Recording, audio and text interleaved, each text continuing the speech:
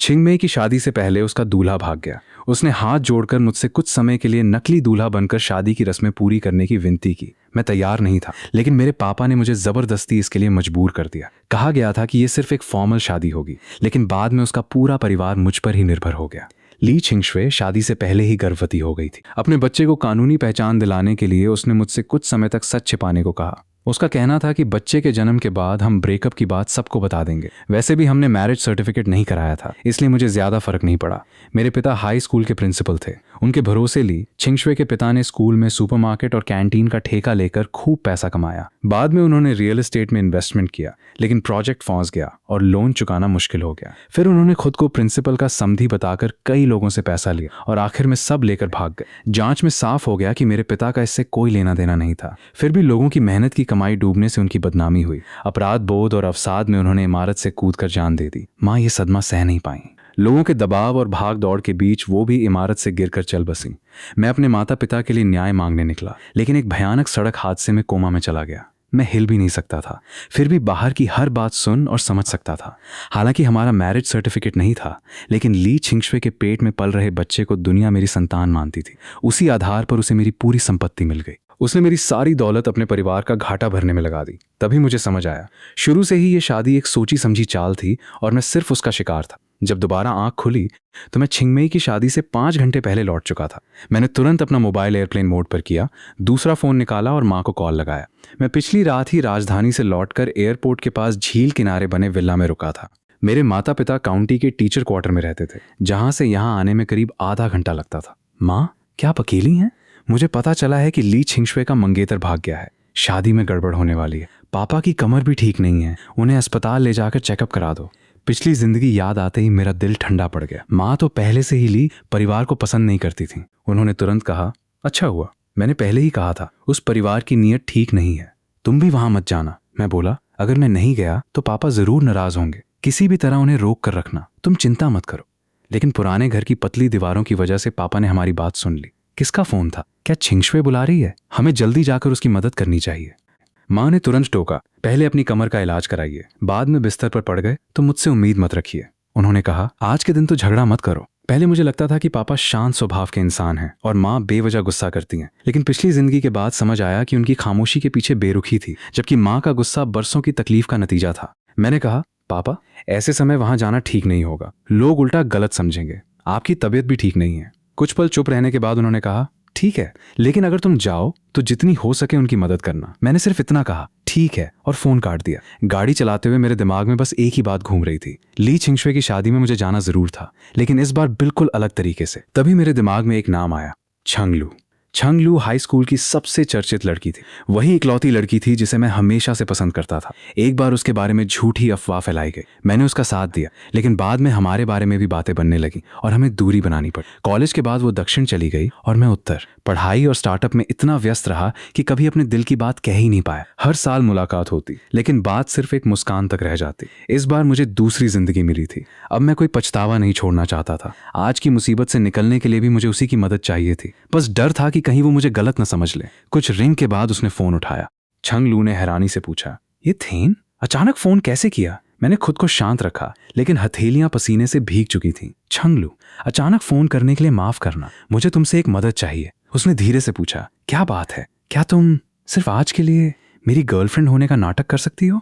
कुछ पल सन्नाटा रहा, फिर छंगलू ने पूछा, मैं भी तुम्हें फोन करने वाली थी। कहीं ऐसा तो नहीं कि तुम ली छिंगशुए को नहीं पा सके, इसलिए मुझे ढाल बनाकर उसे जलाना चाहते हो? मैं हल्का सा मुस्कुराया। अगर मैं उसे चाहता तो जब उसने अपने प्यार का इजहार किया था तभी मान जाता। फिर आज ये सब करने की जरूरत ही नहीं पड़ती। पूरी बात अभी समझाना मुश्किल है, लेकिन मुझे सच में तुम्हारी मदद चाहिए। हाई स्कूल में ली छिंगशुए ने एक बार मुझे प्रपोज किया था, लेकिन मैंने मना कर दिया। बाद में पता चला कि छंगलू ये सब छिपकर सुन रही थी। मैं उसके इनकार के लिए तैयार था, लेकिन छंगलू ने बिना झिझक जवाब दिया, ठीक है, आकर मुझे ले जाओ। मैंने तुरंत कहा, 10 मिनट में पहुंचता हूं। दूर से ही मैंने उसे सड़क किनारे खड़ा देखा। बिना मेकअप के भी वो पहले से ज्यादा खूबसूरत लग रही थी। वो कार में बैठी तो हल्की सी खुशबू पूरे अंदर फैल गई। छंगलू ने मुस्कुराकर पूछा, अब बताओ मामला क्या है? इस बार मैंने कुछ नहीं छिपाया। फांग हाओ के भाग जाने से लेकर पूरी बात उसे बता दी। मैंने कहा, ली वंदा अपनी इज्जत बचाने के लिए शादी कभी रद्द नहीं करेगा। वो तुरंत समझ गई। उसने पूछा, इसलिए तुम्हें लगता है कि वे तुम्हें दूल्हे की जगह खड़ा कर देंगे? मैंने सिर हिलाया, लगता नहीं, मुझे पूरा यकीन है। इसलिए मुझे तुम्हारी मदद चाहिए। अगर सबको पता होगा कि मेरी पहले से गर्लफ्रेंड है तो वे मुझे मजबूर नहीं कर पाएंगे। वो कुछ पल चुप रही, फिर उसने मेरी आंखों में देखते हुए पूछा, एक सवाल है, पूछो। छंगलू ने धीरे से पूछा, क्या इस समय तुम्हारी कोई गर्लफ्रेंड है? मैंने बिना देर किए कहा, बिल्कुल नहीं, आज तक मेरी कोई गर्लफ्रेंड नहीं रही। वो हल्का सा मुस्कुराई, फिर उसने कहा, ठीक है, आज से मैं तुम्हारी गर्लफ्रेंड हूं। उसकी बात सुनते ही मैंने राहत की लंबी सांस ली। धन्यवाद छंगलू, तुम्हारा यह एहसान मैं कभी नहीं भूलूंगा। मेरी नजर उस पर पड़ी। उसने वही स्वेटर पहन रखा था जो पिछले साल भी पहना था। उसका बैग भी कोई महंगा ब्रांड नहीं था। मैंने तुरंत गाड़ी शॉपिंग मॉल की तरफ मोड़ दी। अरे, होटल तो इस तरफ नहीं है, मैंने मुस्कुराकर कहा। अभी समय है, पहले तुम्हारे लिए कुछ सामान खरीद लेते हैं। छंगलू एक सिंगल मदर के परिवार से थी। उसकी माँ स्कूल की कैंटीन में काम करती थी। घर की आर्थिक हालत भी अच्छी नहीं थी। अगर वो ऐसे ही शादी में जाती तो लोग उसे नीची नजर से देखते। अब जब नाटक करना ही था तो उसे पूरी तरह निभाना था। वो मुस्कुराई, तो फिर धन्यवाद बॉयफ्रेंड। उसका ये शब्द सुनते ही मेरा दिल तेज धड़कने लगा, लेकिन अभी भावनाओं में बहने का समय नहीं था। गाड़ी चलाते हुए मैं पिछली जिंदगी की बातें याद करने लगा। फांग हाओ जियांग चेंगे के बड़े अमीर फांग परिवार का बेटा था। इंटरनेट पर उसके करोड़ों फॉलोअर्स थे और उसकी अपनी टेक्नोलॉजी कंपनी भी थी। लोग उसे नेशनल हस्बैंड कहते थे। दूसरी तरफ ली छिंगशुए एक छोटे काउंटी की साधारण लड़की थी। पढ़ाई में कमजोर होने की वजह से वो मुश्किल से एक प्राइवेट कॉलेज में पहुंची थी। कॉलेज के दूसरे साल अचानक फांग हाओ ने उसका पीछा करना शुरू कर दिया। जबकि उसकी पहले से मंगेतर थी, फिर भी दोनों का रिश्ता 3 साल तक छिपकर चलता रहा। जब ली छिंगशुए गर्भवती हुई तभी फांग परिवार आर्थिक संकट में फंस गया। फांग हाओ ने उससे रिश्ता तोड़कर अपनी मंगेतर से शादी करने का फैसला कर लिया। इसी वजह से शादी टूट गई और मुझे नकली दूल्हा बनाने की योजना बनाई गई। बाद में मेरा पूरा परिवार बर्बाद हो गया और मैं कोमा में चला गया। हालांकि हमारा मैरिज सर्टिफिकेट नहीं था, फिर भी सबने उसके पेट में पल रहे बच्चे को मेरी संतान माना। आखिर में मेरी सारी संपत्ति उसी बच्चे के नाम चली गई। ये बात आज भी मुझे अजीब लगती है, लेकिन न जाने उसने ये सब कैसे कर दिखाया।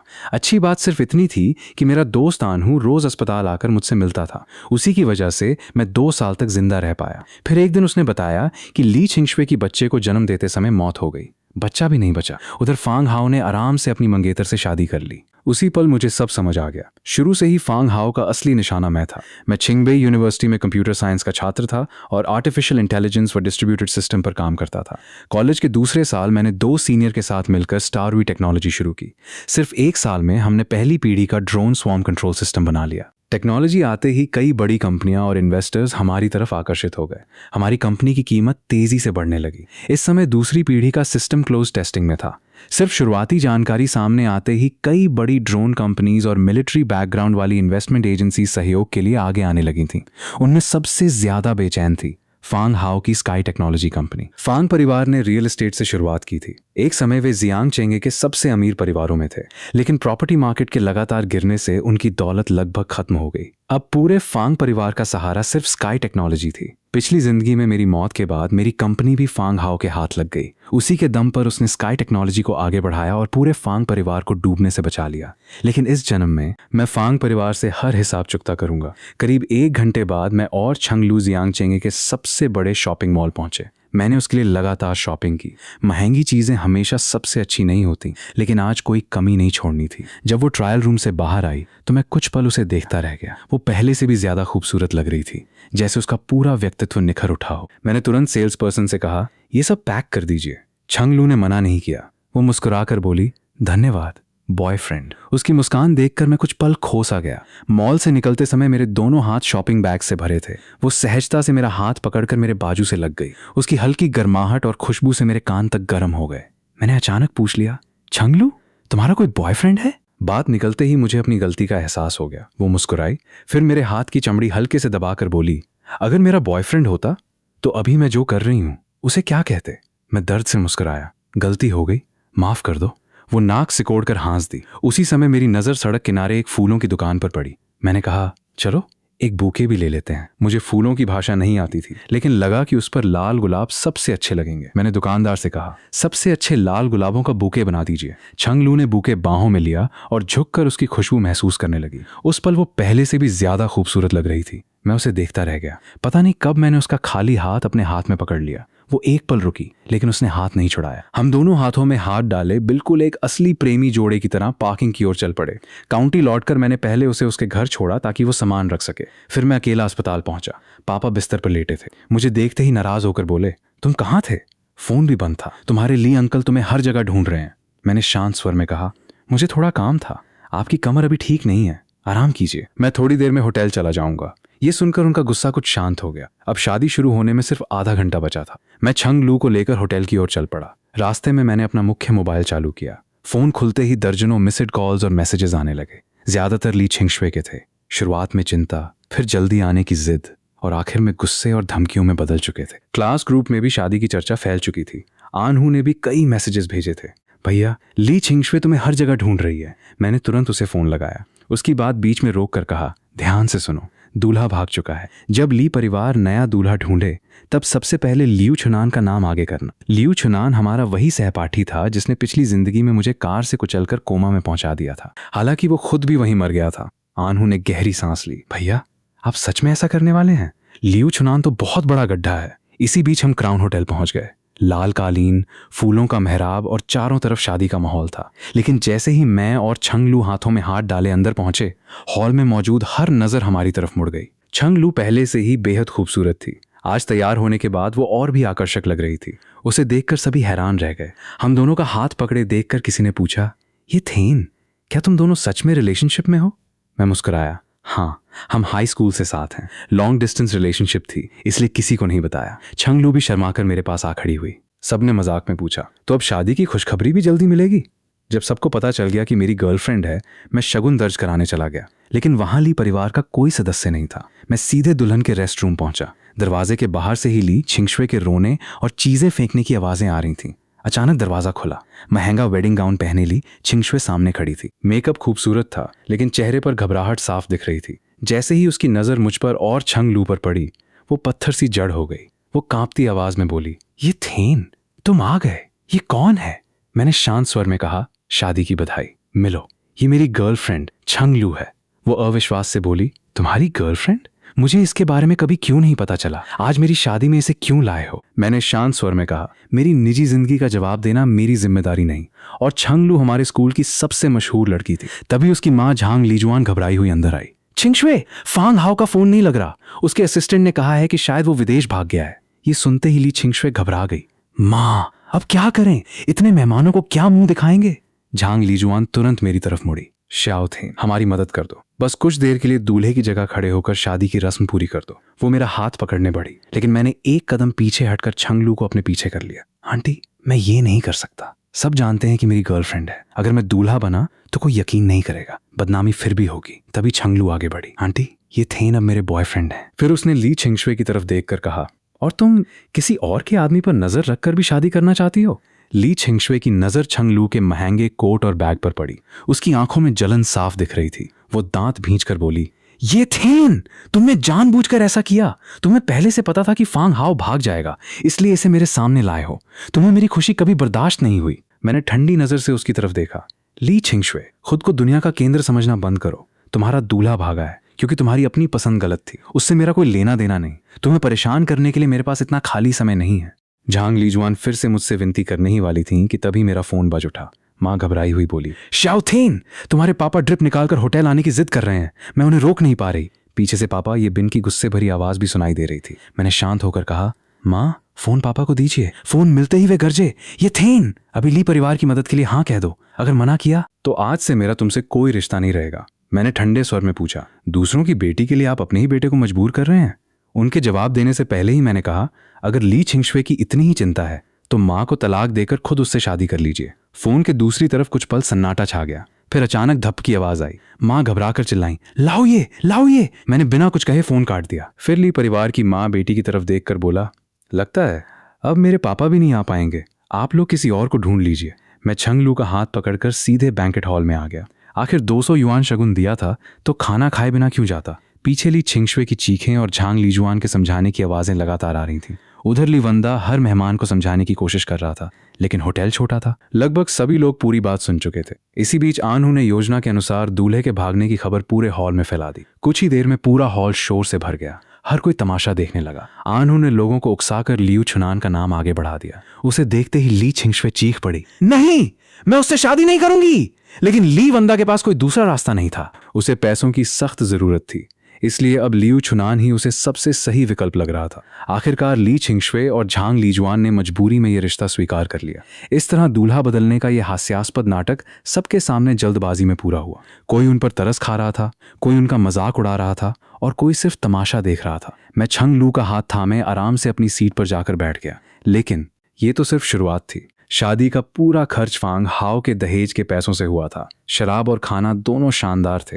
जब सब सामने था तो बिना खाए जाने का सवाल ही नहीं था। जब दूल्हा दुल्हन मेहमानों को शराब परोसने आए तो ली छिंगशुए के साथ खड़ा लियू छुनान उसे खुद मजाक जैसा बना रहा था। जैसे ही उसकी नज़र मुझ पर और छंग लू पर पड़ी, उसकी आंखों में नफरत भर गई। मैंने ग्लास उठाकर हल्की मुस्कान के साथ कहा, इंतजार करना ली छिंगशुए, तुम्हारी मुश्किलें अभी शुरू हुई हैं। दावत खत्म होने के बाद मेहमान धीरे धीरे जाने लगे। बाहर मौसम बिगड़ चुका था और बर्फ गिरने के आसार थे। लोग जाते जाते भी उसी शादी के तमाशे की चर्चा कर रहे थे। मैंने थोड़ी ज्यादा शराब पी ली थी। ठंडी हवा लगते ही नशा और चढ़ गया। छंग लू ने पूछा, तुम ठीक हो? मैंने कार की चाबी उसकी तरफ बढ़ा दी। तुम गाड़ी चलाओ, झील वाले विला चलते हैं। रास्ते भर मैं आंखें बंद किए बैठा रहा। पिछले जन्म की यादें बार बार सामने आ रही थीं। माता पिता की मौत, अस्पताल का बिस्तर और मेरे सामने बैठी छंग लू। घर पहुंचकर उसने मुझे सहारा देकर अंदर पहुंचाया। नहाने के बाद भी मेरा सिर भारी था। मैंने उसकी तरफ देखा और कहा, आज रात यहीं रुक जाओ, गेस्ट रूम खाली है, बाहर बहुत ठंड है। शराब के असर में मैंने उसका हाथ पकड़ लिया। वो एक पल के लिए घबरा गई, लेकिन धीरे धीरे शांत हो गई। अगली सुबह मेरी आंख खुली तो बगल की जगह खाली थी, लेकिन उसकी गर्माहट अब भी बाकी थी। बाथरूम से पानी गिरने की आवाज आ रही थी। बीती रात याद आते ही मेरे मन में अपराध बोध भर गया। तभी छंग लू बाहर आई। उसने मेरा बाथरोब पहन रखा था। मुझे जागा देखकर वो भी शर्म से लाल हो गई। हम दोनों एक साथ बोले, मैं। फिर दोनों चुप हो गए। मैंने धीमे से कहा, मुझे माफ कर दो, अगर तुम चाहो तो मैं तुम्हारी पूरी जिम्मेदारी उठाऊंगा। छंग लू ने सिर हिलाया। ये थेन, माफी मत मांगो, जो हुआ मेरी अपनी मर्जी से हुआ था। उसने मेरी तरफ देखकर धीमे से कहा, उस दिन अगर तुम नहीं आते तो शायद वे लोग मुझे मार ही डालते। तुमने ही मुझे बचाया था। मैंने उसका हाथ थाम लिया। छंग लू, मैं हाई स्कूल के दिनों से ही तुमसे प्यार करता हूं। ये सुनते ही उसका चेहरा लाल हो गया। उसने शर्माते हुए कहा, मैं भी। उस एक जवाब ने मेरे दिल का सारा बोझ हल्का कर दिया। बाहर बर्फ गिर रही थी। हम दोनों ने साथ मिलकर साधारण सा नाश्ता बनाया। पूरे समय उसके चेहरे पर हल्की मुस्कान बनी रही। नाश्ते के बाद मैं उसे उसके घर छोड़ने गया। घर के नीचे पहुंचकर वो झिझकते हुए बोली, शायद माँ को सब पता चल गया है।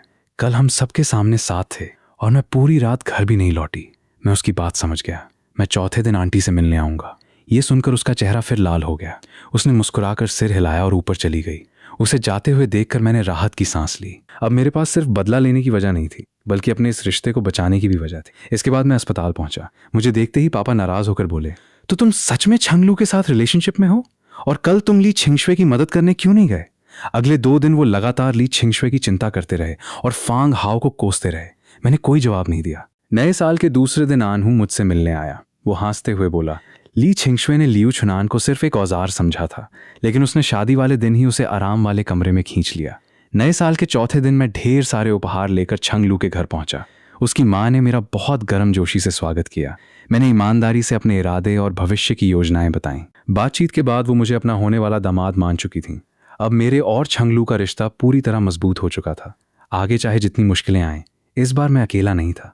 नए साल के बाद ली परिवार की हालत तेजी से बिगड़ने लगी। रियल एस्टेट में फंसे इन्वेस्टमेंट और भारी होम लोन ने उन्हें पूरी तरह दबा दिया था। घर बेचना चाहते थे, लेकिन कोई खरीदने वाला नहीं था। लियू छुनान का दहेज भी घाटा नहीं भर पाया और फांग हाओ अब तक गायब था। ज्यादा पैसों की उम्मीद में ली छिंगशुए को मजबूरी में लियू परिवार के साथ रहना पड़ा। नए साल के 8वें दिन मैं आनहू और कुछ पुराने सहपाठी रेस्टोरेंट में मिले। छंग लू अपनी माँ के साथ रिश्तेदारों के घर गई थी, इसलिए थोड़ी देर से आने वाली थी। कुछ देर बाद अचानक प्राइवेट रूम का दरवाजा खुला। ली छिंगशुए अंदर आई और सीधे मेरी तरफ देखकर बोली, ये थेन, मुझे तुमसे बात करनी है। मैंने शांत स्वर में कहा, हमारे बीच अब बात करने जैसा कुछ नहीं बचा। वो ठंडी हंसी हंसी, या फिर सच सामने आने से डर रहे हो? तुम और छंग लू शुरू से सिर्फ नाटक कर रहे थे ताकि मुझसे बदला ले सको। फिर उसने कमरे में बैठे सभी लोगों की तरफ देखकर कहा, बचपन से मैं और ये थेन साथ बड़े हुए हैं। मेरी शादी वाले दिन अचानक इसकी गर्लफ्रेंड आ गई। क्या तुम्हें ये सब अजीब नहीं लगता? इसके बाद उसने छंग लू पर आरोप लगाया, वो मुझसे पुरानी दुश्मनी निकाल रही है, वही तुम्हें इस्तेमाल कर रही है। कमरे का माहौल एकदम शांत हो गया। मैंने उसकी तरफ देखकर कहा, ली छिंगशुए, बेकार की बातें बंद करो। मेरे और छंग लू के रिश्ते से तुम्हारा कोई लेना देना नहीं और उसे बदनाम मत करो। तुमने उसके साथ छोटी मोटी लड़ाई नहीं बल्कि बुलिंग की थी, लेकिन वो फिर भी बोली वो तुमसे प्यार नहीं करती, वो सिर्फ बदला लेना चाहती है। मैंने ठंडी नजर से उसकी तरफ देखा। अपनी जिंदगी की गलतियों का दोष दूसरों पर डालना बंद करो। जिस आदमी के लिए तुम किसी और की रखैल बनी रही, उसी ने तुम्हें छोड़ दिया। अब मुझे इसमें मत घसीटो। और एक बात याद रखना, तुम छंगलू के एक बाल के बराबर भी नहीं हो। मेरी बातें सुनकर ली छिंगशुए का चेहरा सफेद पड़ गया। चारों तरफ से उठती हंसी और तानों ने उसे और भी बेचैन कर दिया। वो कांपती आवाज में बोली, छंगलू तुमसे प्यार नहीं करती, वो सिर्फ तुम्हें इस्तेमाल कर रही है। तभी दरवाजे से एक ठंडी आवाज आई। ये किसने कहा? छंगलू वहां आ चुकी थी। उसकी आंखों में ली छिंगशुए के लिए सालों की नफरत साफ दिखाई दे रही थी। ली छिंगशुए बोली, अगर सच में बदला लेने के लिए उसके साथ हो तो सबके सामने मान लो। छंगलू ने गहरी सांस ली और मेरी तरफ देखकर मुस्कुराई। फिर उसने ली छिंगशुए की आंखों में देखते हुए कहा, हाँ, मैं तुमसे नफरत करती हूँ।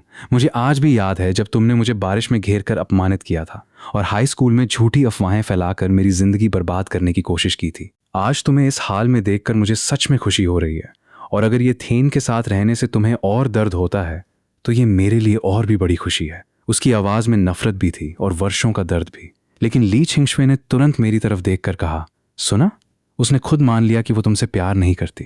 मैं बिना झिझक बोला, तो उससे क्या, मैं उससे प्यार करता हूं, यही मेरे लिए काफी है। अगर वो मेरी जान भी मांग लेफ्टिनेंट, तो मैं बिना सोचे दे दूंगा। मैंने छंगलू की तरफ देखा। एक बात बताओ, जो तुमने अभी कहा, क्या वो सच था? उसने धीमे से पूछा। क्या मेरा जवाब अब भी इतना जरूरी है? मैं मुस्कुराया, हाँ, क्योंकि अब मैं एक और सवाल पूछना चाहता हूं। मैंने उसकी आंखों में देखते हुए धीरे से कहा, छंगलू, क्या तुम मुझसे शादी करोगी? क्या तुम्हारी हिम्मत है? ये सुनते ही छंगलू कुछ पल चुप रही। फिर उसने मेरी तरफ देखकर धीमे स्वर में पूछा, अगर मैं सच में तुमसे शादी कर लूं तो ली छिंगशुए का क्या होगा? मैंने शांत होकर उसकी आंखों में देखा। अगर तुम सच में उसे और ज्यादा दर्द देना चाहती हो तो मुझसे शादी कर लो। हम दोनों मिलकर उसे पूरी तरह हरा देंगे। क्या तुम तैयार हो? ये सुनते ही ली छिंगशुए चीख पड़ी, ये थेन, क्या तुम पागल हो गए हो? लेकिन मैंने उसकी तरफ देखा तक नहीं। मेरी नजर सिर्फ छंगलू पर थी। उसकी आंखें पूरी तरह लाल हो चुकी थीं। अगले ही पल वो सीधे मेरे सीने से आ लगी। धीरे से बोली, ठीक है। ली छिंगशुए फिर चीख उठी, ये थेन, तुम आखिर क्या कर रहे हो? उसने खुद माना है कि वो सिर्फ मेरा बदला लेने के लिए तुम्हारा इस्तेमाल कर रही है। मैंने शांत होकर सिर हिलाया। हाँ, तो क्या हुआ? मुझे यही मंजूर है। मैं सिर्फ उससे शादी ही नहीं करूंगा, बल्कि अपनी सारी दौलत भी उसे दे दूंगा। उसे एक राजकुमारी की तरह रखूंगा। इससे तुम्हें क्या परेशानी है? इतना कहकर मैंने छंगलू को बाहों में लिया और उसके साथ प्राइवेट रूम से बाहर निकल गया। पीछे ली छिंगशुए गुस्से से वहीं खड़ी रह गई। बाहर दूर दूर तक खेत फैले थे। मैंने छंगलू की तरफ देखकर धीरे से पूछा, क्या तुम मेरे साथ मैरिज रजिस्ट्रेशन करोगी? ये गुस्से में लिया फैसला नहीं है, न ही किसी को कुछ साबित करने के लिए। मैं सिर्फ इसलिए पूछ रहा हूं क्योंकि हम दोनों एक दूसरे से प्यार करते हैं। अब हमें खुलकर एक साथ रहना चाहिए। क्या तुम तैयार हो? लेकिन मेरी बात पूरी होने से पहले ही छंगलू ने सिर हिला दिया। नहीं, इंतजार करने की जरूरत नहीं है, अभी चलते हैं। इसके बाद हम दोनों जल्दी जल्दी सिविल अफेयर्स ब्यूरो पहुंचे। ऑफिस बंद होने से पहले ही हमने मैरिज रजिस्ट्रेशन करवा लिया। कुछ देर बाद हम दोनों के हाथ में लाल मैरिज सर्टिफिकेट था। मैंने तुरंत फोन निकाला, हमारे मैरिज सर्टिफिकेट की फोटो खींची और मोमेंट्स पर पोस्ट करते हुए लिखा, पहाड़ों या नदियां, दुनिया की हर रौनक, सब तुम हो और तुम्हारे बिना कुछ भी नहीं। मिसेस जिंदगी भर मेरा साथ देना। पोस्ट होते ही पूरा मोमेंट्स फिर से हंगामे में बदल गया। अगले दिन मैंने आनहू को फोन किया। फोन उठते ही वो जोर से चिल्लाया, भाई थेन, तू तो सच में मेरा सगा भाई निकला। रजिस्ट्रेशन की बात कही थी और सच में कर भी लिया, कमाल कर दिया। फिर हंसते हुए बोला, वैसे उस दिन के बाद ली छिंगशुए ने फिर तुम दोनों को परेशान तो नहीं किया? मैं हल्के से मुस्कुराया, सब ठीक है। हाँ आनहू, एक काम और करना, ली परिवार और लियू छुनान की हर गतिविधि पर नजर रखना। आनहू ने बिना झिझक कहा, चिंता मत कर, मैं पहले से ही उन पर नजर रखे हुए हूं। सुना है शादी के बाद से लियू छुनान हर जगह खुद को ली परिवार का दामाद बताकर शेखी बघार रहा है। वो रोज ली छिंगशुए पर मैरिज रजिस्ट्रेशन का दबाव डाल रहा है। लेकिन ली छिंगशुए अभी भी तैयार नहीं है। वो अब भी जियांग चेंगे जाकर फांग हाओ को ढूंढना चाहती है, पर फांग हाओ तो विदेश जा चुका है। कुछ लोगों ने उसे एक विदेशी लड़की के साथ भी देखा है। और हाँ, ली वेंदा के पास 12 फ्लैट्स हैं। सभी एक ही रियल एस्टेट प्रोजेक्ट के हैं, लेकिन हर प्रोजेक्ट अधूरा पड़ा है। मुझे तो पूरा मामला किसी बड़ी साजिश जैसा लग रहा है। मैं हल्का सा मुस्कुराया। साजिश ही थी। जब मैंने फांग हाओ का प्रस्ताव ठुकराया, उसने 2 काम किए। पहला, ली छिंगशुए का पीछा करना शुरू किया। दूसरा, अपने लोगों की मदद से ली वेंदा को जाल में फंसा दिया। मार्केट प्राइस से कम दाम दिखाकर उसे एक साथ 12 फ्लैट्स खरीदवा दिए। ये सब 3 साल पहले हुआ था। तब कंपनी बहुत मशहूर थी। अब प्रोजेक्ट अधूरे हैं और ली वेंदा पूरी तरह बर्बाद हो चुका है। अब समझ आया। पिछले जन्म में उसने मेरे पिताजी की प्रिंसिपल वाली पहचान का इस्तेमाल करके इलीगल फंड रेजिंग क्यों की थी। उसी वजह से मेरे माँ बाप की मौत हुई थी। मुझे ली परिवार से नफरत है, लेकिन असली खेल हमेशा फांग परिवार ही खेल रहा था। पिछले जन्म में ली परिवार का अंत भी बहुत बुरा हुआ था, लेकिन सबसे आखिर तक फांग परिवार बचा रहा। देश की मशहूर कंपनियों में उनका नाम था। मेरी मौजूदा ताकत अब भी उनसे टक्कर लेने के लिए काफ़ी नहीं थी, लेकिन मेरे हाथ में पहले से ही एक बड़ा तुरुप का पत्ता था। इतना काफ़ी था कि एक दिन उन्हें पूरी तरह बर्बाद कर सकूं। ज़रूरी काम निपटाकर मैंने बालकनी की तरफ देखा। छंगलू रेलिंग के पास खड़ी चुपचाप किताब पढ़ रही थी। धूप की हल्की किरणें उस पर पड़ रही थीं। वो किसी खूबसूरत तस्वीर जैसी लग रही थी। शायद उसे मेरे देखने का एहसास हो गया। उसने सिर उठाकर मेरी तरफ देखा और हल्के से मुस्कुरा दी। सब काम निपट गए? मैं मुस्कुराकर उसके पास गया और पीछे से धीरे से उसे बाहों में भर लिया। अपनी ठुड्डी उसके सिर पर टिकाकर उसके बालों की हल्की खुशबू महसूस की। फिर पूछा, तुम्हारी इंटर्नशिप शुरू होने वाली है ना?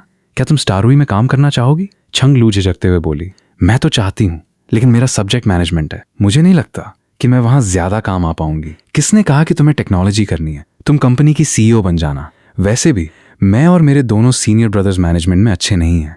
ठीक है, मैं तुम्हारी बात मानती हूँ। फिर शरारती मुस्कान के साथ बोली, लेकिन बॉस, सैलरी कितनी दोगे? ऐसा मत हो, मुझसे फ्री में काम करवा लो। मैं जोर से हंस पड़ा। बॉस की वाइफ को सैलरी कम कैसे मिल सकती है? इतना कहकर मैंने एक डॉक्यूमेंट निकालकर उसके हाथ में दे दिया। उस पर लिखा था मैरिज अग्रीमेंट। छंगलू ने हैरानी से उसे खोला, लेकिन अंदर की बातें पढ़ते ही वो पूरी तरह स्तब्ध रह गई, क्योंकि वो साधारण मैरिज अग्रीमेंट नहीं बल्कि शेयर ट्रांसफर अग्रीमेंट था। उसमें साफ लिखा था कि स्टारवी टेक्नोलॉजी में मेरे 51% शेयर्स बिना किसी कीमत के छंगलू के नाम ट्रांसफर किए जाएंगे। साथ लगे अपेंडिक्स में यह भी लिखा था कि मैंने अगले 10 साल की सैलरी एडवांस में ले ली है, इसलिए आज के बाद कंपनी से मैं हर महीने सिर्फ ₹1 सैलरी लूंगा। ये पढ़ते ही छंगलू की आवाज कांप गई।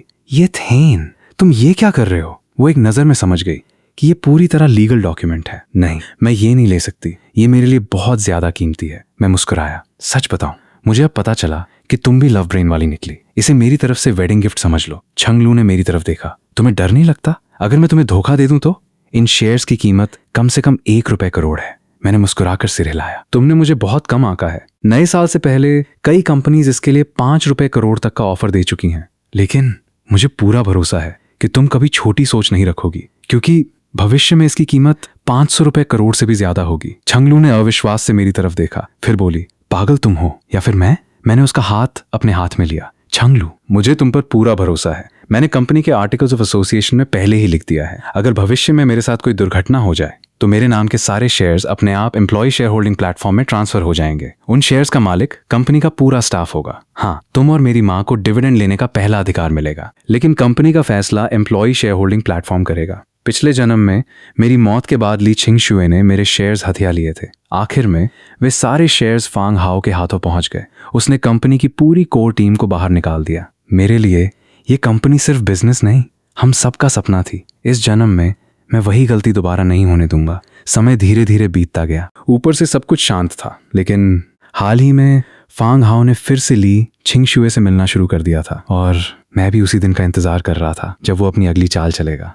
आखिरकार छिंगमिंग फेस्टिवल से कुछ दिन पहले मेरे पिताजी बीजिंग आ गए। उनके साथ ली छिंगशुए भी थी। उन्हें देखते ही मैंने ठंडे स्वर में पूछा, आप यहाँ क्यों आए हैं? एयरपोर्ट पर पिताजी बोले, छिंगशुए इंटर्नशिप करना चाहती है, उसे अपनी कंपनी में जॉब दे दो। मैं व्यंग्य से हंसा। वो जो साधारण कॉलेज से पढ़ रही है, 2 साल से ग्रेजुएशन अपग्रेड तक नहीं कर पाई, अब मेरी कंपनी में काम करेगी? क्या मेरी कंपनी कोई कूड़ा घर है? पिताजी गुस्से से बोले, क्या मुझे तुम्हारे सामने घुटने टेकने पड़ेंगे? इतने लोगों के सामने मैं उन्हें सच में घुटनों पर नहीं बैठने दे सकता था। आखिरकार मैंने कहा, ठीक है, आप मेरे घर रह सकते हैं। लेकिन वो नहीं। घर पहुंचने के बाद पिताजी गेस्ट रूम में रहने लगे। उसी शाम छंगलू ने अपने हाथों से एक सब्जी और एक सूप बनाया, लेकिन पिताजी ने हमेशा की तरह उसमें भी कमियां निकालनी शुरू कर दी। इस बार मैंने बिना झिझक कहा, रहना है तो रहिए, नहीं रहना तो वापस चले जाइए। ये मेरा घर है, यहाँ आपके नियम नहीं चलेंगे। आखिर में हम दोनों की बहस बुरी तरह खत्म हुई। अगले दिन ली छिंगशुए ने कंपनी ज्वाइन कर ली। इसी बीच लिंगशी लॉन्च की 3री एनिवर्सरी पर हमने नए प्रोडक्ट लॉन्च की घोषणा कर दी। खबर फैलते ही इवेंट की सारी टिकट सोल्ड आउट हो गई। संयोग से उसी दिन छंगलू का बर्थडे भी था। मैंने सीनियर एग्जीक्यूटिव्स को डिनर पर बुलाया, बाकी एम्प्लॉयज के लिए गिफ्ट्स तैयार करवाए और सभी को 2 घंटे पहले ही छुट्टी दे दी। जब हम डिनर कर रहे थे तभी मेरे फोन पर मॉनिटरिंग सिस्टम का नोटिफिकेशन आया। किसी ने मेरे ऑफिस में घुसपैठ की थी। सिस्टम ने पूछा, क्या पुलिस को सूचना भेजी जाए? मैंने बिना झिझक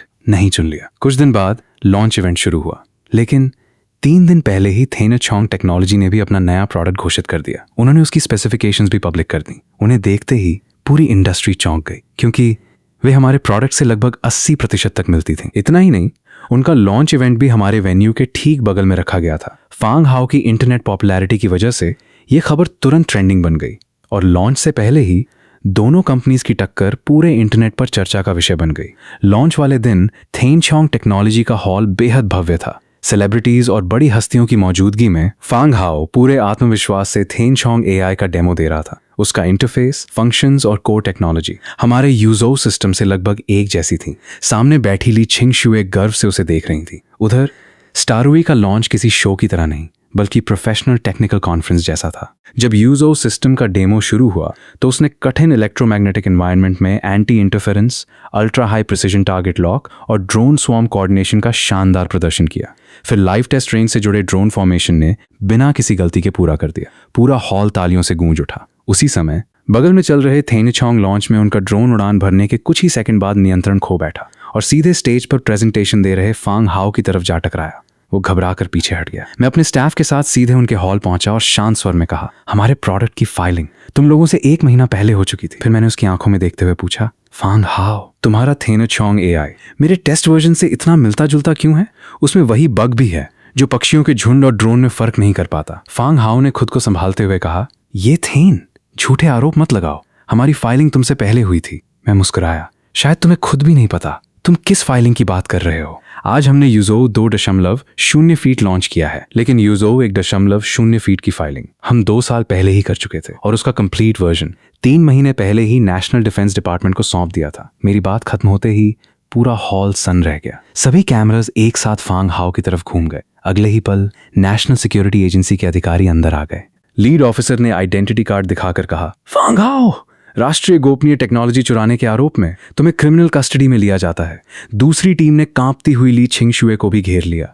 तुम इस मामले की सह अभियुक्त हो, कृपया जांच में सहयोग करो। फिर मीडिया को आदेश दिया गया कि सारी रिकॉर्डिंग पहले सिक्योरिटी रिव्यू से गुजरेगी। उसी समय फांग हाओ के हाथों में हैंडकफ्स लग गईं। उसका सारा घमंड पल भर में टूट गया। उधर सदमे से कांप रही ली छिंगशुए अचानक पेट पकड़कर गिर पड़ी। उसके पैरों के बीच से खून बहने लगा। मैंने उसकी तरफ एक बार भी नहीं देखा। महिला अधिकारी उसे तुरंत हॉस्पिटल ले गई।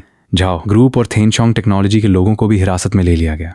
उधर भागने की कोशिश करता ली वेंदा आनहु की सूचना पर पुलिस के हत्थे चढ़ गया। बाद में अस्थायी जमानत पर छूटी ली छिंगशुए को लियू छुनान ने बेरहमी से पीटा। पुलिस पहुंचने तक उसकी हालत गंभीर हो चुकी थी। हॉस्पिटल में आखिरकार उसकी मौत हो गई। 2 जन्मों की नफरत और बदले की यह कहानी यहीं खत्म हुई, लेकिन मेरे दिल की आखिरी गांठ अभी बाकी थी। मैं घर पहुंचा तो पापा मेरा इंतजार कर रहे थे। मुझे देखते ही गुस्से में बोले, अब खुश हो? अगर तुमने ली छिंगशुए की मदद की होती तो आज वो नहीं मरती।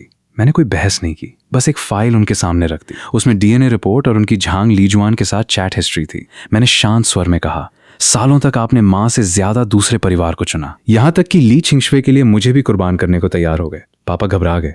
नहीं, ये सब झूठ है। मैंने डीएनए रिपोर्ट का आखिरी पन्ना खोल दिया। उस पर साफ लिखा था, नॉन पैटर्निटी। फिर मैंने उनके सामने डिवोर्स एग्रीमेंट रख दिया। साइन कर दीजिए, वरना ये सारे सबूत एजुकेशन ब्यूरो पहुंच जाएंगे। काफी देर चुप रहने के बाद उन्होंने कांपते हाथों से साइन कर दिया। मैंने मां को पूरी सच्चाई नहीं बताई, सिर्फ डिवोर्स एग्रीमेंट दिया। लेकिन इस बार उन्होंने भी सब कुछ छोड़कर मेरे साथ रहने का फैसला कर लिया। कुछ दिनों बाद पापा खुलेआम झांग लीजुआन के साथ रहने लगे। उन्हें नहीं पता था कि मेरी कंपनी के शेयर्स पहले ही छंग लू के नाम हो चुके थे और मेरे पास सिर्फ 1 युआन की सैलरी बची थी। मैंने उनकी मेडिकल रिपोर्ट भी झांग लीजुआन तक पहुंचा दी। अगले ही दिन वो पापा के आखिरी पैसे लेकर भाग गई। ये सदमा पापा सह नहीं पाए, उन्हें स्ट्रोक आ गया। आखिर में मैंने उन्हें सबसे सस्ते नर्सिंग होम भेज दिया। उस दिन के बाद मैंने उनसे दोबारा कभी मिलने का फैसला नहीं किया।